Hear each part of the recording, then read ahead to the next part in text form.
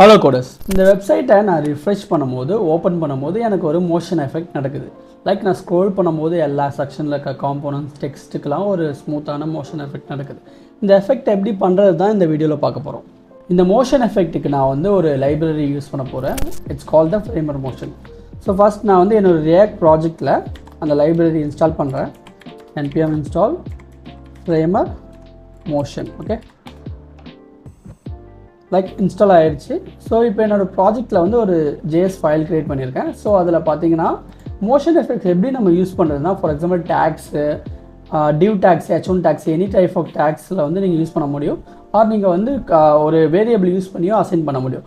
So நான் இப்போ இன்பில் டேக்ஸ்குள்ளேயே கொடுத்துருக்கேன். ஸோ அதுக்கு என்ன பண்ணியிருக்கேன்னா, ஒரு டிவ் இருக்குல்ல, டிவ்வுக்கு முன்னாடி மோஷன் டாட் டிவ்னு கொடுத்துருக்கேன். ஸோ அதை கொடுத்துட்டு ஸோ இனிஷியலி வந்து எனக்கு ஒப்பாசிட்டி 0 கொடுத்துருக்கேன், ஸ்கேல் 0.5 அண்ட் ரொட்டேஷன் வந்து இந்த ஆங்கிளில் இருக்கணும். ஸோ அனிமேஷன் என்ன இருக்கணும்னு சொல்லியிருக்கேன்னா, அந்த இனிஷியலாக ஓப்பன் பண்ணி இப்படி இருக்கும்.